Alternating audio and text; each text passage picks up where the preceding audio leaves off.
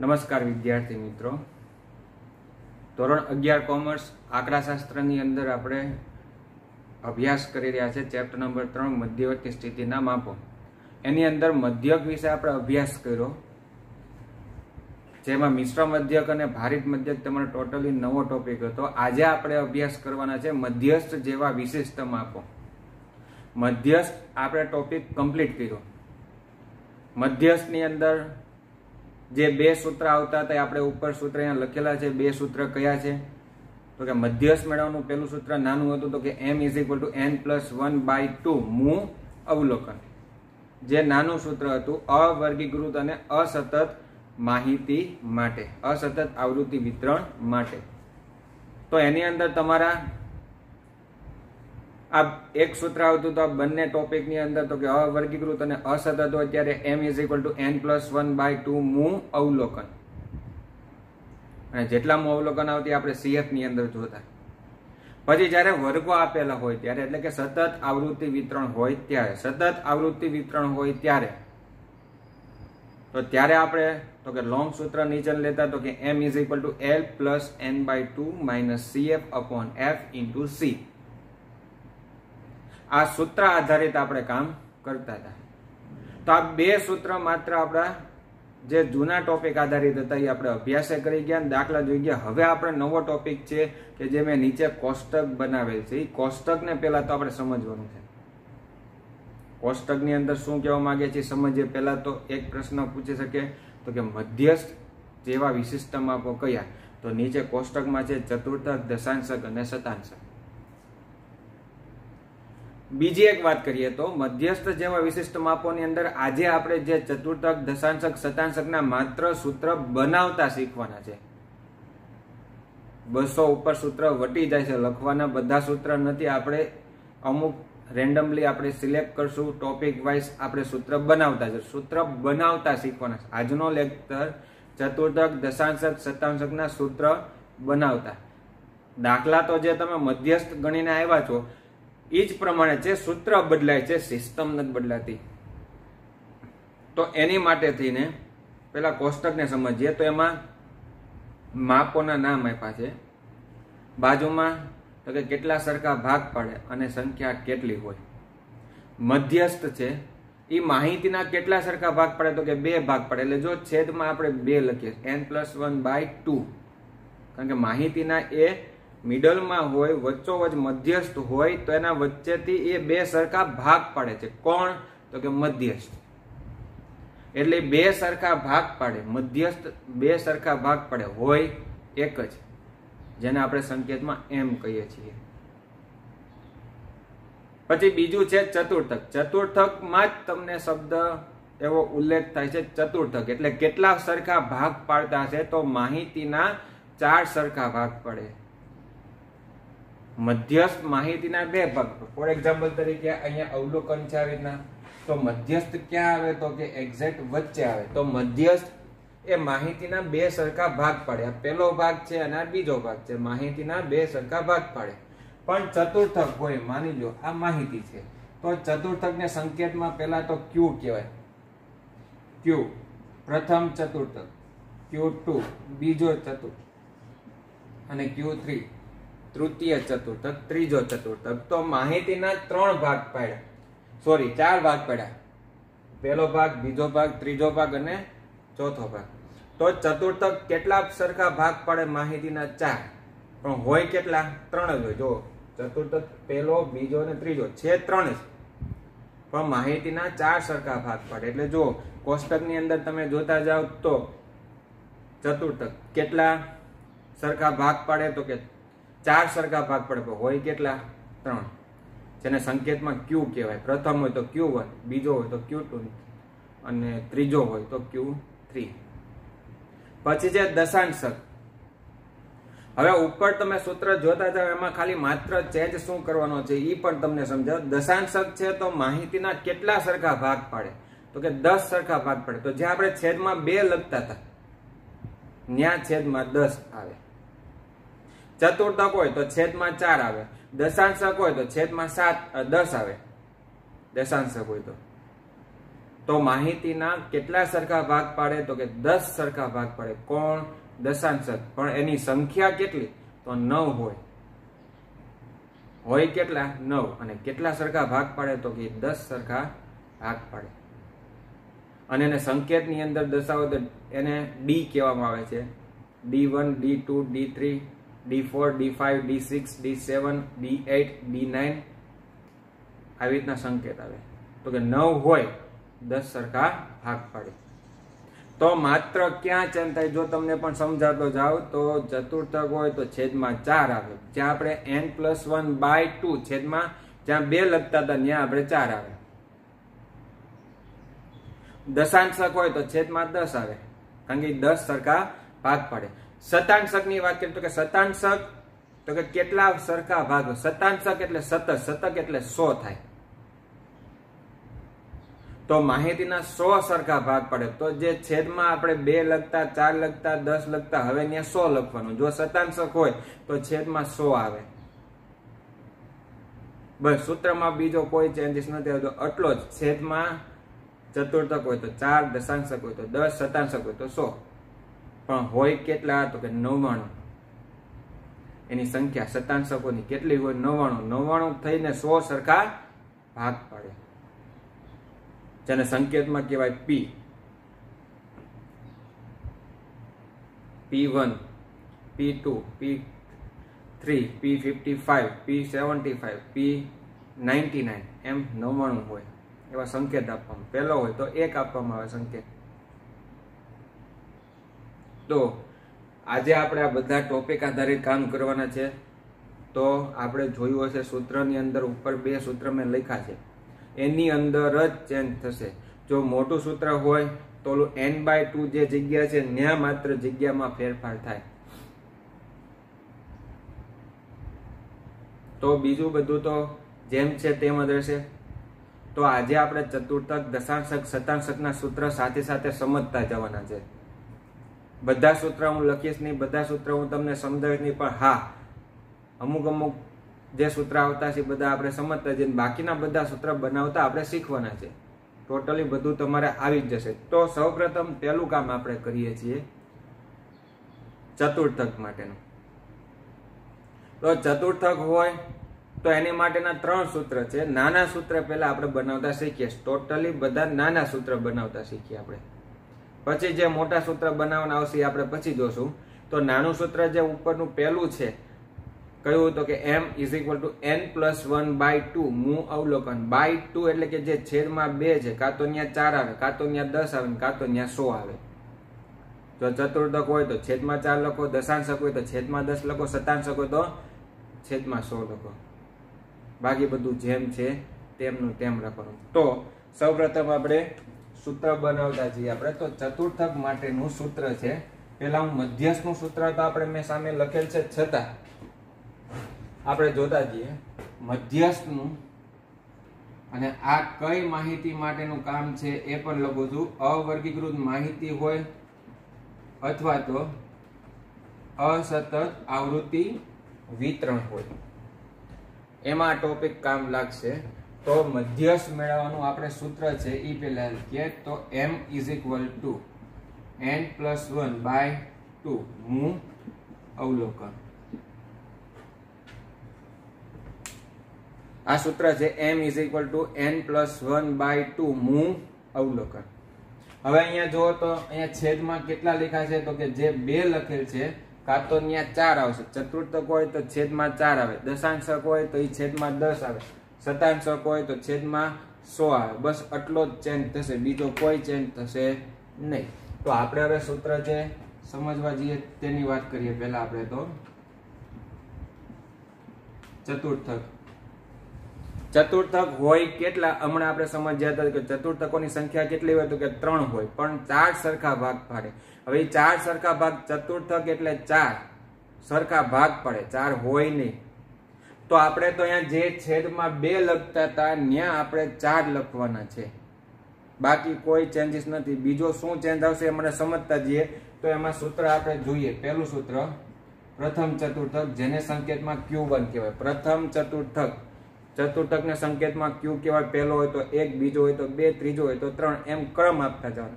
પણ ચતુર્થકના સંકેતમાં ક્યુ કહેવામાં આવે છે. તો Q1 એનું સૂત્ર અહીંથી જ આપણે સૂત્ર બનાવીએ, n+1/4 હું અવલોકન. આ સૂત્ર બની ગયું. હવે એક જે નવું છે સમજવાનું શું છે, અહીંયા છેદમાં ખાલી 4 લખ્યા, બીજું કઈ નથી. હવે દશાંશક હોય તો છેદમાં 10 લખવાના, પછી આવશે ત્યારની વાત ક્યારે, તો અહીંયા છેદમાં મેં 4 લખ્યા છે. હવે બીજું કે અહીંયા કૌંસની બહાર જેટલામું હોય, કેટલામું છે પહેલું, તો અહીંયા આગળ 1 લખાય, બીજું હોય તો આગળ 2 લખાય, ત્રીજું હોય તો આગળ 3 લખાય. પણ અહીંયા આગળ 1 ન લખો તો ચાલે, લખો તોય ચાલે, ન લખો તોય ચાલે.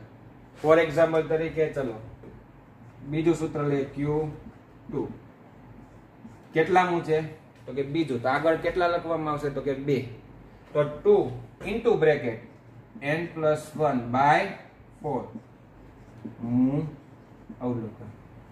જો મિત્રો આ બધા સૂત્ર છે, કોઈ પણ જાતનું આમાં અઘરું કામકાજ નથી. જેટલામું હોય એ આગળ ને જેટલા સરખા ભાગ પાડે છેદમાં. ચતુર્થક કેટલા સરખા ભાગ પાડે તો કે 4, તો એ છેદમાં લખાય. જેટલા મો ચતુર્થક હોય એ આગળ લખાય.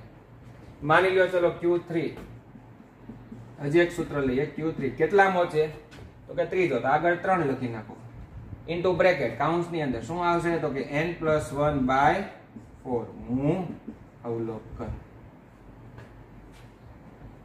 આ ચતુર્થકના નાના સૂત્ર 3 હતા એ પૂરા થયા. Q1 n+1/4 હું અવલોકન. Q2 કેટલામો છે તો કે બીજો, તો આગળ 2, n+1/4 હું અવલોકન. બધાના છેદમાં તો પેલા 4 જ આવશે, યાદ રાખજો. ચતુર્થક છે એટલે છેદમાં 4, અને જેટલામો હોય એ આગળ સંખ્યા. વાત પૂરી. ચલો નેક્સ્ટ વન જોઈએ, દશાંશકના સૂત્ર જોઈએ આપણે. દશાંશક, દશાંશક એટલે છેદમાં પેલા કેટલા આવશે, જ્યાં છેદમાં કેટલા હતા. મધ્યસ્થમાં શું કામ 2 હતા એ પેલા તો ખબર પડી જોઈએ, કારણ કે 2 સરખા ભાગ પડે, માહિતીના 2 સરખા એ ભાગ પડે છે. ચતુર્થક માહિતીના તો કે 4 સરખા ભાગ પડે, એટલે છેદમાં 4 લખ્યા બધાના. તો દશાંશક માહિતીના કેટલા સરખા ભાગ પડે તો કે 10 સરખા ભાગ પડે. તો છેદમાં અહીંયા જ્યાં 2 છે ત્યાં 10 લખશું, તો n+1/10 એ તમારું ફિક્સ થઈ ગયું. હવે જેટલા મો હોય એ આગળ સંખ્યા લખવાની, જેટલા મો હોય એ. તો ફોર એક્ઝામ્પલ ચલો દશાંશકને પહેલા તો સંકેતમાં શું કહેવાય તો કે D કહેવામાં આવે. પ્રથમ હોય તો D1, પહેલો છે તો D1. એનું સૂત્ર શું બનશે તો કે n+1/10 હું અવલોકન. છેદમાં કેટલા આવશે 10 આવશે. નેક્સ્ટ વન, માની લો ત્રીજો હોય તો સંકેતમાં શું કહેવાય D3. દશાંશકને D કહેવામાં આવે. કેટલામાં ત્રીજો, તો ત્રીજો છે તો આગળ 3 મૂકો, વાત પૂરી થાય. ઇન્ટુ બ્રેકેટ n+1/10 હું અવલોકન. ચલો માની લો 5મો હોય તો 5માને સંકેતમાં શું કહેવાય D5. 5મો દશાંશક કેટલામો છે 5મો, તો આગળ કેટલા મૂકવામાં આવે તો કે 5 મૂકવામાં આવે. ઇન્ટુ બ્રેકેટ n+1/10 હું અવલોકન. માત્ર શું સમજવાનું છે એ સમજો તો કે જેટલા મો હોય એ આગળ સંખ્યા લખો, અને જેટલા સરખા ભાગ પાડે એ છેદમાં લખો. માની લો ચલો છેલ્લું લઈએ D9. કેટલામો છે, કેટલામો દશાંશક છે તો કે 9મો છે, તો અહીંયા કેટલા મુકાશે આગળ 9. ઇન્ટુ બ્રેકેટ n+1/10 હું અવલોકન.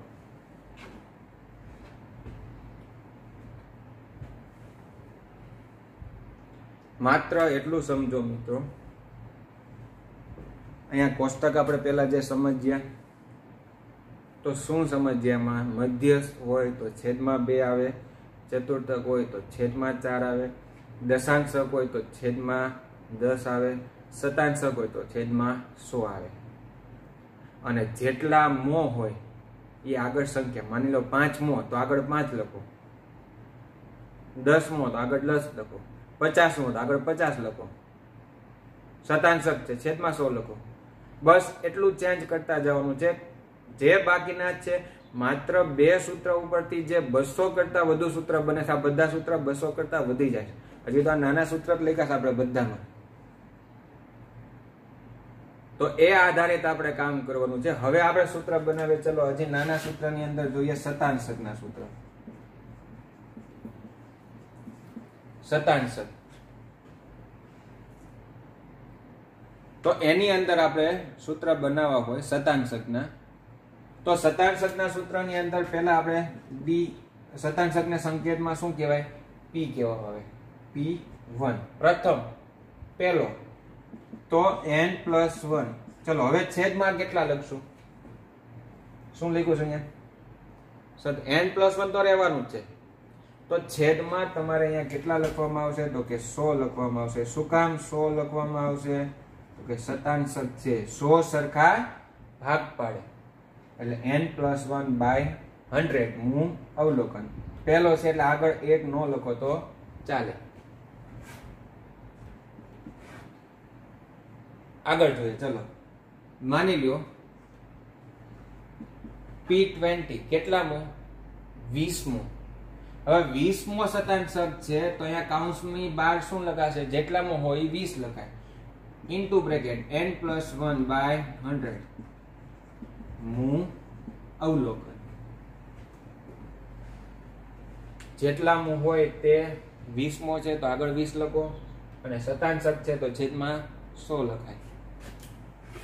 ઉદાહરણ થોડાક આપણે વધુ લેતા જઈએ. ચલો 25મો તો કે P25 પહેલા તો એના સંકેતમાં કેવા છે? 25મો શતાંશક એને સંકેતમાં શું કહેવાય? 25મો. કેટલામો છે? 25મો. તો આગળ કેટલા લખાશે ને? 25 ઇન્ટુ બ્રેકેટ શું આવે? n+1/100 હું અવલોકન. ચલો 50મો જોઈએ. કેટલામો શતાંશક? 50મો. તો 50મો શતાંશક હોય તો આગળ લખાય કેટલા? 50 ઇન્ટુ બ્રેકેટ n+1/100 હું અવલોકન. હવે મિત્રો જો અહીંયા તો 99 સુધી બધા સૂત્ર આવે છે, તો બધા સૂત્ર આપણે લખવા જવાના નથી 99 સુધીના. પણ માની લો તમને દાખલાની અંદર પૂછાય કે P75 મેળવો. P75 તો એનું સૂત્ર બનાવો. ચલો તમને સંકેત કયો મેળવવું કીધો? તો કે P75. P75 P એટલે શતાંશક થાય તો છેદમાં કેટલા આવશે? તો કે 100 આવશે. તો છેદમાં આપણે 100 લખવાના, પણ આગળ કેટલા લખાશે? તો કે જેટલામાં હોય તે 75મો છે તો આગળ 75 લખવાનું. 75 ઇન્ટુ બ્રેકેટ n+1/100 હું અવલોકન. થોડાક એક્ઝામ્પલ લઈએ. ચલો હવે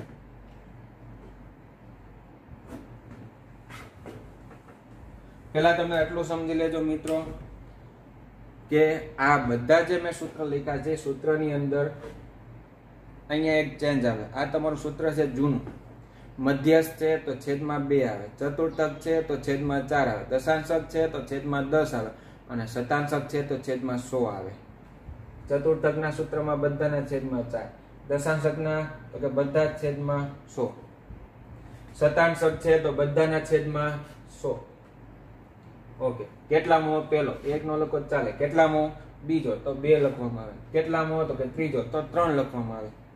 n+1/4 હું અવલોકન લખવું પણ ફરજિયાત છે. કેટલામો? તો કે પહેલો, આગળ 1 લખો. કેટલામો? ત્રીજો તો આગળ 3 લખો. કેટલામો છે? 5મો તો આગળ કેટલા લખવામાં આવે? 5 ઇન્ટુ બ્રેકેટ n+1/10 હું અવલોકન. કેટલામો છે? તો કે 9મો તો આગળ 9 લખાય. કેટલામો છે? 20મો તો આગળ 20 લખાય. કેટલામો છે? તો કે 25મો આગળ 25 લખાય. કેટલામો? 50મો તો આગળ 50 લખવામાં આવે.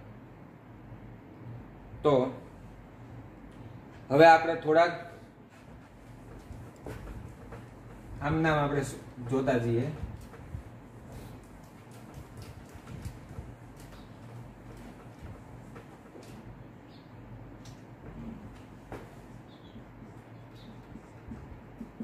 ચલો D7. તો પહેલા તો કેટલામો? તો કે 7મો છે તો આગળ 7 લખાશે. Into bracket n+1 divide by, ચલો છેદમાં 2 લખાશે, 4 લખાશે, 10 લખાશે કે 100 લખાશે? તો જો તો ડી એટલે શું થાય કે દશાંશ, તો છેદમાં શું આવશે અહીંયા 10 મુ અવલોકન.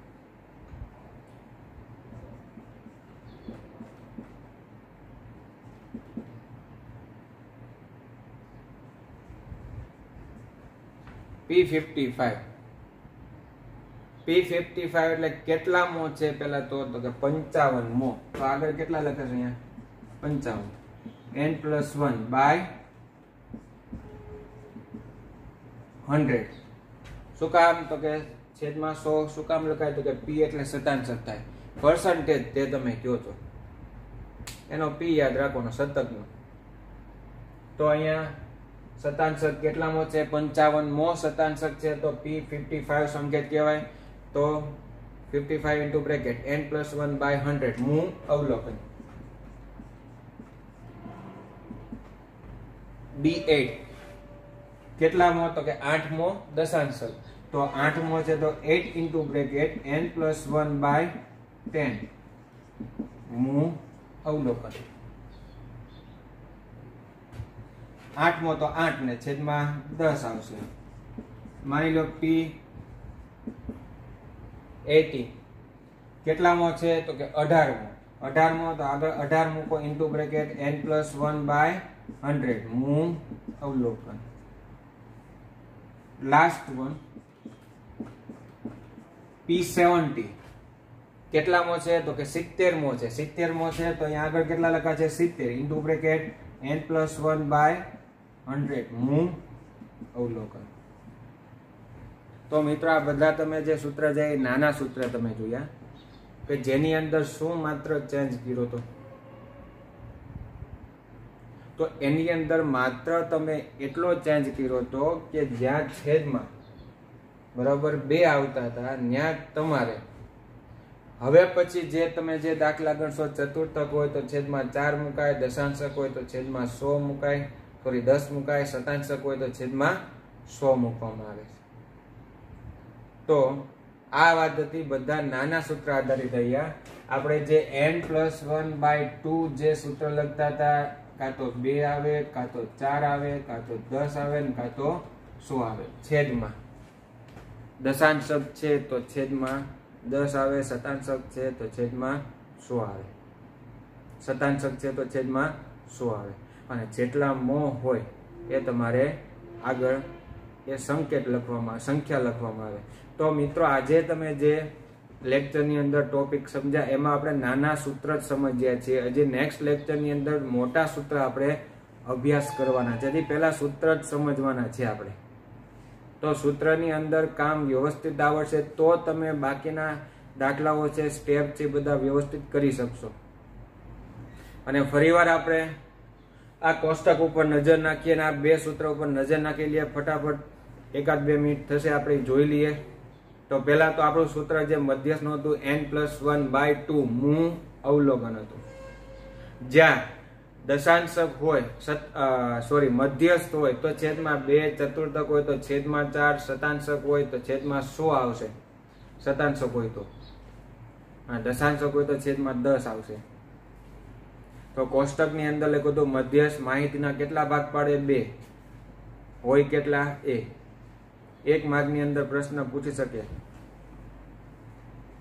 કે ચતુર્થક માહિતીના કેટલા સરખા ભાગ પાડે અને તેની સંખ્યા કેટલી? તો કે માહિતીના કેટલા સરખા ભાગ પાડે?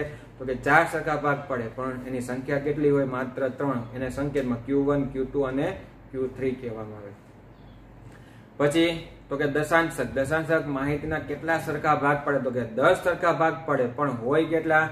9. D1 થી ક્યાં સુધી? D9 સુધી. D1, D2, D3, D4 D9 સુધી. અને શતાંશક તો કે માહિતીના 100 સરખા ભાગ પાડે, પણ હોય કેટલા? તો કે 99. હજી તમે બધા આજે સૂત્ર જે સમજ્યા છે માત્ર સૂત્ર ખાલી નાના ટોપિકના જ દાખલાના હતા. આપણે હવે નેક્સ્ટ લેક્ચરની અંદર જે લોંગ સૂત્ર છે L+n/2 - CF/F × C એમાં માત્ર ક્યાં ચેન્જ થશે એ આપણે નેક્સ્ટ લેક્ચરમાં અભ્યાસ કરીશું. Thank you very much.